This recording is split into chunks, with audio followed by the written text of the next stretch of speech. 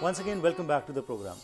ਅੱਜ ਦੇ ਸੈਗਮੈਂਟ ਵਿੱਚ ਤੁਹਾਡੀ ਮੁਲਾਕਾਤ ਕਰਵਾਉਣ ਜਾ ਰਹੇ ਹਾਂ ਸਰਦਾਰ ਸਤਨਾਮ ਸਿੰਘ ਜੌਹਲ ਨਾਲ। ਇਹ ਕਮਿਊਨਿਟੀ ਐਕਟਿਵਿਸਟ ਹਨ ਅਤੇ ਨਾਲ ਹੀ ਇਹ ਬਰਨਬੀ ਪਬਲਿਕ ਲਾਇਬ੍ਰੇਰੀ ਦੇ ਡਾਇਰੈਕਟਰ ਹਨ। ਕਿਹੜੀਆਂ ਸਮੱਸਿਆਵਾਂ ਉੱਥੇ ਆ ਰਹੀਆਂ ਨੇ ਤੇ ਕਿਸ ਤਰੀਕੇ ਨਾਲ ਇਹ ਸਮਝ ਰਹੇ ਨੇ ਕਿ ਕਮਿਊਨਿਟੀ ਰਲ ਮਿਲ ਕੇ ਇਸ ਦੇ ਲਈ ਕੋਈ ਨਾ ਕੋਈ ਸੋਲੂਸ਼ਨ ਕੱਢ ਸਕਦੀ ਹੈ, ਆਓ ਇਸ ਸੰਬੰਧ ਵਿੱਚ ਜਾਣਕਾਰੀ ਲੈਂਦੇ ਹਾਂ। ਜੀ ਅਨੂ ਜੀ, welcome to the programme. So Johal Sahib, briefly ਤੁਹਾਡਾ ਬੜੇ ਲੰਮੇ ਸਮੇਂ ਤੋਂ ਤੁਸੀਂ ਕਮਿਊਨਿਟੀ ਨਾਲ ਇਨਵੋਲਵਡ ਹੋ, ਕਈ ਸਿੱਖ ਮਸਲੇ ਹੋਣ ਉਹਦੇ 'ਚ ਵੀ ਤੁਸੀਂ ਵੱਧ ਚੜ੍ਹ ਕੇ ਅੱਗੇ ਆਉਂਦੇ ਹੋ। ਉਸ ਤੋਂ ਇਲਾਵਾ ਹੋਰ ਵੀ ਬਹੁਤ ਸਾਰੇ ਇਸ਼ੂਜ਼ ਨੂੰ ਤੁਸੀਂ ਅੱਗੇ ਲੈ ਕੇ ਆਏ ਹੋ। ਸਕੂਲ ਜਿਹੜੀ ਹੈ, ਤੁਸੀਂ ਮਾਫੀ ਚਾਹੁੰਦਾ, ਜਿਹੜੀ ਲਾਇਬ੍ਰੇਰੀ ਹੈ ਤੁਹਾਡੀ, ਇਹਦੇ ਨਾਲ ਕਦੋਂ ਤੋਂ ਜੁੜੇ ਹੋ ਤੇ ਤੁਹਾਡੇ ਉੱਥੇ ਕਿਹੜੇ ਇਸ਼ੂ ਸਾਹਮਣੇ ਆ ਰਹੇ ਨੇ ਜੀ? ਹਰਪ੍ਰੀਤ ਸਿੰਘ ਜੀ, ਮੈਂ ਲਾਇਬ੍ਰੇਰੀ ਨਾਲ ਪਿਛਲੇ ਸਾਲ ਤੋਂ ਉਹਨਾਂ ਨੇ ਮੇਰੀ ਅਪਾਇੰਟਮੈਂਟ ਕੀਤੀ ਸੀ ਜੀ। ਇਹ ਅਪਾਇੰਟਮੈਂਟ ਕਰਦੀ ਹੈਗੀ ਹੈ ਜਿਹੜੀ ਬਰਨਬੀ ਸਿਟੀ ਦੀ ਇੱਕ ਸਿਟੀ ਕੌਂਸਲ ਹੈਗੀ ਆ। ਓਕੇ, ਉਹਦੇ ਨਾਲ ਪਿਛਲੇ ਸਾਲ ਤੋਂ ਕੰਮ ਕਰਦਾ। ਉਦੋਂ ਪਹਿਲਾਂ ਮੈਂ ਜਿਹੜੀ ਹੈਗੀ ਪ੍ਰੋਪਰਟੀ ਰਿਵਿਊ ਪੈਨਲ ਤੇ ਰਿਹਾ 5 ਸਾਲ। ਅੱਛਾ ਜੀ। ਉਸ ਤੋਂ ਪਹਿਲਾਂ ਖਾਲਸਾ ਦੁਆਨ ਸੁਸਾਇਟੀ ਦਾ ਵੀ ਸਕੱਤਰ ਰਿਹਾ 1984 ਦੇ ਵਿੱਚ। ਠੀਕ। ਤੇ ਕੈਨੇਡੀਅਨ ਸਿੱਖ ਸਟੱਡੀਜ਼ ਟੀਚਿੰਗ ਸਟੱਡੀ ਜਦ ਤੋਂ ਹੋਂਦ ਦੇ ਵਿੱਚ ਆਈ ਆ, ਉਹਦੇ ਨਾਲ ਉਹਨਾਂ ਦਾ ਕੰਮ ਕਰਦਾ। ਬਹੁਤ ਗੁੱਡ। ਤੇ ਪਿਛਲੇ ਸਾਲ ਤੋਂ ਜਦੋਂ ਇਸ ਵਿੱਚ ਆਏ ਤਾਂ ਜਿਹੜੀ ਇਸ ਸਾਲ ਮੇਰੇ ਨੋਟਸ ਦੇ ਵਿੱਚ ਗੱਲ ਆਈ ਜੀ, ਉਹ ਇਹ ਸੀ ਵੀ 7 ਮੇਜਰ ਲੈਂਗੁਏਜ ਦੀਆਂ ਹਰ ਸਾਲ ਇਹ ਜਿਹੜੀਆਂ ਕਿਤਾਬਾਂ ਅਡਲਟ ਦੇ ਲਈ ਚੂਜ਼ ਕਰਦੇ ਆ, ਉਹਨਾਂ ਨੂੰ ਇਹ ਚੂਜ਼ ਕਰਦੇ ਹੈਗੇ ਆ ਜੀ। ਜਿਸ ਤਰ੍ਹਾਂ ਇੰਗਲਿਸ਼ ਤੇ ਆਪਣੇ ਫਰੈਂਚ 2 ਮੇਜਰ ਲੈਂਗੁਏਜ ਹੈਗੀਆਂ, 5 ਲੈਂਗੁਏਜ ਜਿਹੜੀਆਂ ਹੈਗੀਆਂ ਦੂਸਰੀਆਂ ਹੈਗੀਆਂ ਜਿਨ੍ਹਾਂ ਦੇ ਵਿੱਚ ਇਟਾਲੀਅਨ, ਚਾਈਨੀਜ਼, ਕੋਰੀਅਨ, ਸਪੈਨਿਸ਼ ਜੀ ਤੇ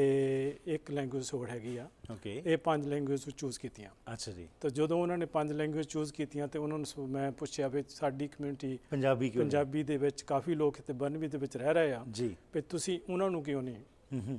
ਉਹ ਕਹਿੰਦੇ ਵੀ ਅਸੀਂ ਜਿਹੜੇ ਸਟੈਟਿਸਟ ਆਫ ਕੈਨੇਡਾ ਦਾ ਡਾਟਾ ਉਹ ਲੈਂਦੇ ਆ, ਜਾਂ ਅਸੀਂ ਲੈਂਦੇ ਵੀ ਜਿਹੜੀਆਂ ਕਿਤਾਬਾਂ ਦੀ ਡਿਮਾਂਡ ਜ਼ਿਆਦਾ ਆ। ਓਕੇ, ਵੀ ਤੁਹਾਡੀ ਕਮਿਊਨਿਟੀ ਦੇ ਵਿੱਚੋਂ ਇਹ ਦੋਨੋਂ ਚੀਜ਼ਾਂ ਹੈ ਨੇਗੀਆਂ। ਓਕੇ,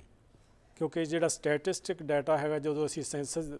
ਭਰਦੇ ਹਾਂ, ਜਦੋਂ ਲਿਖਣਾ ਹੁੰਦਾ ਕਿ ਤੁਹਾਡੀ ਮਦਰ ਟੰਗ ਕੀ ਹੈਗੀ, ਹਾਂ, ਤੇ ਉਦੋਂ ਅਸੀਂ ਉਹਨੂੰ ਇਗਨੋਰ ਕਰਦੇ ਹਾਂ, ਜਿਹੜਾ ਕਿ ਸਾਨੂੰ ਨਹੀਂ ਕਰਨਾ ਚਾਹੀਦਾ, ਕਿਉਂਕਿ ਉਹਦੇ ਵਿੱਚ ਅਸੀਂ ਫਿਰ ਇਨ ਫਿਊਚਰ ਜਿਹੜੀਆਂ ਫੈਸਿਲਿਟੀ ਸਾਨੂੰ ਮਿਲਦੀਆਂ ਅਸੀਂ ਉਹਨਾਂ ਨੂੰ ਇਗਨੋਰ ਕਰਦੇ ਹਾਂ। ਸੋ ਜੌਹਲ ਸਾਹਿਬ, ਇਹ ਗੱਲ ਤੁਸੀਂ ਬੜੀ ਇੰਪੋਰਟੈਂਟ ਕੀਤੀ ਕਿ ਸਾਡੀ ਆਬਾਦੀ ਤਾਂ ਵਧ ਰਹੀ ਹੈ ਹਰ ਸ਼ਹਿਰ ਦੇ ਵਿੱਚ, ਲੇਕਿਨ ਇਹ ਇੱਕ ਬੜੀ ਵੱਡੀ ਸਮੱਸਿਆ ਹੈ ਕਿ ਅਸੀਂ ਪੰਜਾਬੀ ਨੂੰ ਕਿਉਂ ਨਹੀਂ ਸਵੀਕਾਰ ਕਰ ਰਹੇ ਹੈਗੇ। ਭਾਵੇਂ ਅਸੀਂ ਕਹਿ ਦਿੰਦੇ ਹਾਂ ਸਾਡੀ ਮਾਂ ਬੋਲੀ ਹੈ, ਪਰ ਅਸੀਂ ਇਸਨੂੰ ਸਵੀਕਾਰ ਨਹੀਂ ਕਰ ਰਹੇ। ਅਤੇ ਉਸ ਦਾ ਕਾਰਨ, ਜਿਸ ਤਰ੍ਹਾਂ ਤੁਸੀਂ ਕਿਹਾ ਕਿ ਇੱਕ ਐਗਜ਼ਾਮਪਲ ਹੈ ਕਿ ਲਾਇਬ੍ਰੇਰੀ ਦੇ ਵਿੱਚ ਉਹ ਕਿਤਾਬਾਂ ਨਹੀਂ ਮੰਗਾਈਆਂ ਜਾਣਗੀਆਂ ਕਿਉਂਕਿ ਉਹਦਾ ਕੋਈ ਇਹ ਸਮਝਦੇ ਨੇ ਰੀਡਰ ਨਹੀਂ ਹੈਗਾ। ਐਕਚੁਅਲੀ ਜਿਹੜੀ ਸਿਚੁਏਸ਼ਨ ਪੰਜਾਬੀ ਨੂੰ ਅਸੀਂ ਲੋਕਾਂ ਨੇ ਪੂਰਾ ਨਹੀਂ ਅਪਣਾਇਆ ਹੈਗਾ। ਮੈਨੂੰ ਗੱਲ ਯਾਦ ਆਈ ਹੈਗੀ ਆ ਅਤੇ ਤੁਹਾਡੇ ਨਾਲ ਗੱਲ ਕਰਦਿਆਂ ਰਵਿੰਦਰਨਾਥ ਟੈਗੋਰ ਦੀ ਗੱਲ ਹੋਈ ਸੀ ਬਲਰਾਜ ਸਾਹਨੀ ਦੇ ਨਾਲ ਜੀ। ਉਹ ਆਪਣੇ ਆਰਟੀਕਲ ਜਿਹੜੇ ਹਿੰਦੀ ਦੇ ਵਿੱਚ ਲਿਖਦੇ ਸੀਗੇ, ਅਤੇ ਜਦੋਂ ਉਹਨਾਂ ਨੇ ਪੁੱਛਿਆ ਵੀ ਤੂੰ ਹੈ ਤਾਂ ਪੰਜਾਬੀ ਜੀ, ਤੂੰ ਲਿਖ ਰਿਹਾ ਹਿੰਦੀ ਦੇ ਵਿੱਚ, ਤਾਂ ਉਹ ਕਹਿੰਦਾ ਜੀ ਪੰਜਾਬੀ ਪਿਛੜੀ ਭਾਸ਼ਾ ਆ। ਉਹ ਕਹਿੰਦਾ ਮੈਨੂੰ ਵੀ ਲੋਕ, ਜਦੋਂ ਮੈਂ ਬੰਗਾਲ ਦੇ ਵਿੱਚ ਲਿਖਣਾ ਸ਼ੁਰੂ ਕੀਤਾ ਤਾਂ ਮੈਨੂੰ ਵੀ ਇੱਕ ਬੰਗਾਲੀ ਜਿਹੜੀ ਪਛੜੀ ਭਾਸ਼ਾ ਆ, ਫਿਰ ਤੁਸੀਂ ਨੈਸ਼ਨਲ ਲੈਂਗੁਏਜ ਦੇ ਵਿੱਚ ਲਿਖੋ। ਉਹ ਕਹਿੰਦਾ ਜੇ ਤੁਸੀਂ ਇਹਨੂੰ ਪਛੜੀਓ ਲੈਂਗੁਏਜ ਕਹਿੰਦੇ ਆ, ਪਰ ਜਿਸ ਲੈਂਗੁਏਜ ਦੇ ਵਿੱਚ ਤੁਸੀਂ ਲਿਖ ਰਹੇ ਆ, ਪਹਿਲੋਂ ਤਾਂ ਤੁਹਾਡੇ ਸੂਬੇ ਦੇ ਲੋਕਾਂ ਨੇ ਉਹਨਾਂ ਨੂੰ ਐਕਸੈਪਟ ਨਹੀਂ ਕਰਨਾ। ਠੀਕ। ਦੂਸਰਾ ਜਿਹੜਾ ਹੈਗਾ, ਜਿਨ੍ਹਾਂ ਦੇ ਬਾਰੇ ਤੁਸੀਂ ਦੂਜਿਆਂ ਦੀ ਲੈਂਗੁਏਜ, ਉਹਨਾਂ ਨੇ ਵੀ ਤੁਹਾਨੂੰ ਐਕਸੈਪਟ ਨਹੀਂ ਕਰਨਾ। ਇਸ ਕਰਕੇ ਤੁਸੀਂ ਜਿਹੜੀ ਤੁਹਾਡੀ ਮਾਂ ਬੋਲੀ ਆ ਉਹਨੂੰ ਪਹਿਲ ਦੇਣੀ ਚਾਹੀਦੀ ਆ। ਐਬਸੋਲੂਟਲੀ। ਤੇ ਦੂਸਰਾ ਜਿਹੜੀ ਪੰਜਾਬੀ ਅੱਜ ਕੱਲ੍ਹ ਹੈਗੀ ਆ, ਦੁਨੀਆ ਦੇ 161 ਦੇਸ਼ਾਂ ਦੇ ਵਿੱਚ ਬੋਲੀ ਜਾਂਦੀ ਆ। ਠੀਕ। UNO ਦੀ ਰਿਪੋਰਟ ਦੇ ਅਨੁਸਾਰ ਜੀ 10ਵਾਂ ਨੰਬਰ ਆ ਪੰਜਾਬੀ ਦਾ। ਇਸ ਨੂੰ ਸਾਨੂੰ ਇਗਨੋਰ ਨਹੀਂ ਕਰਨਾ ਚਾਹੀਦਾ ਸਾਨੂੰ। ਦੂਸਰਾ ਜਿਹੜਾ ਸਰਵੇ ਇੰਗਲੈਂਡ ਦੇ ਵਿੱਚ ਹੋਇਆ ਸੀ, ਜਿਹੜੇ ਬੱਚੇ ਮਾਂ ਬੋਲੀ ਦੇ ਵਿੱਚ ਮਾਹਿਰ ਆ, ਉਹ ਦੂਜੀਆਂ ਲੈਂਗੁਏਜ ਦੇ ਵਿੱਚ ਵੀ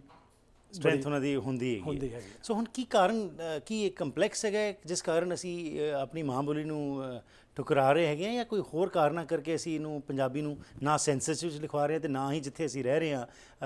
ਅਤੇ ਲਾਇਬ੍ਰੇਰੀਜ਼ ਦੇ ਵਿੱਚ ਵੀ ਸਾਡਾ ਇੱਕ ਪੜ੍ਹਨ ਵਾਲੇ ਪਾਸੇ ਰੁਝਾਨ ਹੀ ਹੈਗਾ? ਸਭ ਤੋਂ ਵੱਡੀ ਜਿਹੜੀ ਪ੍ਰੋਬਲਮ ਹੈ, ਸਾਡਾ ਜਿਹੜਾ ਪੜ੍ਹਨ ਵਾਲਾ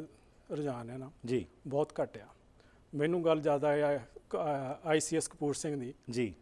ਉਹਨਾਂ ਦੀ ਕਿਸੇ ਨਾਲ ਵਾਰਤਾਲਾਪ ਹੁੰਦੀ ਸੀ ਅਤੇ ਉਹ ਕਹਿੰਦਾ ਵੀ ਅਸੀਂ ਇੱਕ ਚਵਾਨੀ ਦਾ ਪੇਪਰ ਮੁੱਲ ਲੈ ਕੇ ਪੜ੍ਹਨ ਨੂੰ ਤਿਆਰ ਨਹੀਂ। ਠੀਕ। ਅਤੇ ਸ਼ਾਮ ਨੂੰ ਅਸੀਂ ਬੋਤਲ ਤਾਂ 100 ਰੁਪਈਏ ਦੀ ਲੈ ਕੇ ਜ਼ਰੂਰ ਪੀ ਲੈਂਦੇ ਹਾਂ। ਉਹੀ ਗੱਲ ਇੱਥੇ ਵੀ ਅਸੀਂ ਵੇਖਦੇ ਜੀ, ਕਿੰਨੇ ਹੀ ਪੇਪਰ ਨਿਕਲਦੇ ਨੇ, ਲੇਕਿਨ ਕੋਈ ਵੀ ਮੁੱਲ ਤਾਂ ਹਾਰਡਲੀ 1 ਜਾਂ 2 ਨੇ ਜਿਹੜੇ ਵਿਕਦੇ ਨੇ, ਬਾਕੀ ਸਾਰੇ ਫ੍ਰੀ ਨੇ। ਬਾਕੀ ਸਾਰੇ ਫ੍ਰੀ ਹੈਗੇ। ਠੀਕ। ਕਿਉਂਕਿ ਇਹ ਇੱਕ ਫ੍ਰੀ ਸਰਵਿਸ ਹੈਗੀ ਆ,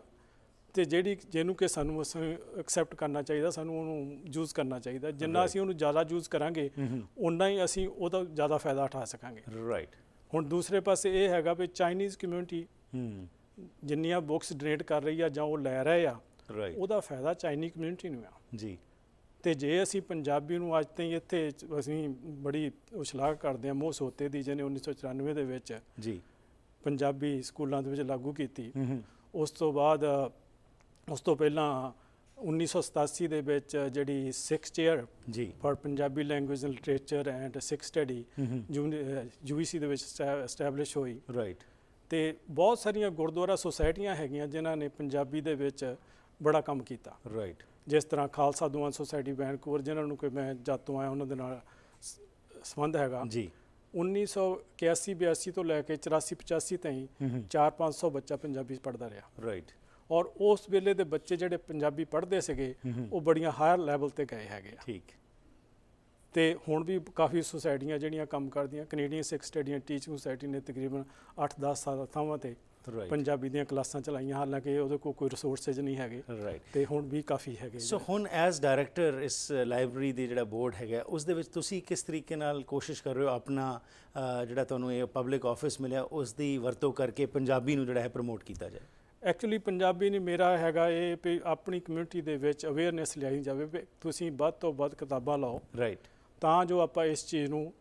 ਚਾਲੂ ਰੱਖ ਸਕੀਏ ਨਹੀਂ ਤਾਂ ਉਹਨਾਂ ਨੇ ਤਾਂ ਇਗਨੋਰ ਕਰਨਾ ਹੀ ਕਰਨਾ ਕਿਉਂਕਿ ਫੰਡਿੰਗ ਹੈ ਨਹੀਂਗੀ ਠੀਕ ਫੰਡਿੰਗ ਤੋਂ ਬਿਨਾਂ ਕੋਈ ਵੀ ਕੰਮ ਨਹੀਂ ਚੱਲਦਾ ਠੀਕ ਦੂਸਰਾ ਇਹ ਹੈਗਾ ਵੀ ਦੇਖੋ ਜੇ ਅਸੀਂ ਕੋਈ ਕਿਤਾਬ ਡੋਨੇਟ ਕਰਨੀ ਚਾਹੁੰਦੇ ਆ ਜੀ ਅਸੀਂ ਕਰ ਸਕਦੇ ਮੈਂ ਮੇਰੇ ਤੋਂ ਪਹਿਲਾਂ ਰਜਿੰਦਰ ਸੋਹਣ ਦੀ ਮਿਸੇਜ ਸੀਗੇ ਉਹਨਾਂ ਨੇ ਵੀ ਕਾਫੀ ਕੋਸ਼ਿਸ਼ ਕੀਤੀ ਹੁਣ ਮੈਂ ਹੈਗਾ ਮੈਂ ਵੀ ਪਿਛਲੇ ਸਾਲ ਸੁਸਾਇਟੀ ਵੱਲੋਂ ਕੁਝ ਕਿਤਾਬਾਂ ਲਿਆ ਕੇ ਦਿੱਤੀਆਂ ਉਹਨਾਂ ਨੂੰ ਰਾਈਟ ਇੰਡੀਵਿਜੂਅਲ ਤੌਰ ਤੇ ਅਸੀਂ ਕਰਦੇ ਹਾਂ ਪਰ ਜੇ ਕੋਈ ਸੰਸਥਾ ਇਸ ਚੀਜ਼ ਨੂੰ ਅੱਗੇ ਤੋਰੇ ਤਾਂ ਹੋ ਸਕਦਾ ਹੈਗਾ ਬਿਲਕੁਲ ਤੇ ਦੂਸਰਾ ਇੱਕ ਇਹਦੇ ਨਾਲ ਮੈਂ ਹੋਰ ਥੋੜਾ ਜਿਹਾ ਪੁਆਇੰਟ ਤੁਹਾਡੇ ਨਾਲ ਸਹਿਮਤ ਕਰਨਾ ਚਾਹੁੰਦਾ ਵੀ ਜਦੋਂ ਕਿਸੇ ਦੀ ਯਾਦ ਦੇ ਵਿੱਚ ਕੋਈ ਬੁੱਕ ਤੁਸੀਂ ਡੋਨੇਟ ਕਰਨੀ ਚਾਹੁੰਦੇ ਆ ਰਾਈਟ ਤਾਂ ਤੁਸੀਂ ਉਹ ਬੁੱਕ ਡੋਨੇਟ ਕਰ ਸਕਦੇ ਹੋ ਉਹਦੀ ਮੈਮਰੀ ਦੇ ਵਿੱਚ ਉਹ ਸਟੈਂਪ ਲਾਉਂਦੇ ਹੈਗੇ ਵੀ ਇਹ ਫਲਾਨੀ ਫੈਮਿਲੀ ਨੇ ਇਸ ਦੀ ਯਾਦ ਦੇ ਵਿੱਚ ਕਿਤਾਬ ਡੋਨੇਟ ਕੀਤੀ ਹੈਗੀ ਹੈ ਰਾਈਟ ਸੋ ਹੁਣ ਟੂਵਰਡਸ ਦ ਐਂਡ ਇਹ ਦੱਸੋ ਕਿ ਜਿਸ ਤਰ੍ਹਾਂ ਤੁਸੀਂ ਤਾਂ ਕੋਸ਼ਿਸ਼ ਕਰ ਰਹੇ ਹੋ ਕਮਿਊਨਿਟੀ ਨੂੰ ਅਸੀਂ ਹੋਕੇ ਦਿੰਦੇ ਆ ਕਿ ਬਈ ਜਾਗੋ ਮਾਂ ਬੋਲੀ ਜਿਹੜੀ ਹੈਗੀ ਹੈ ਤੁਹਾਡੀ ਸਿਰਫ ਲਫ਼ਜ਼ੀ ਤੌਰ ਤੇ ਲਿਪ ਸਰਵਿਸ ਨਾ ਦਈਏ ਕਿ ਜੀ ਸਾਡੀ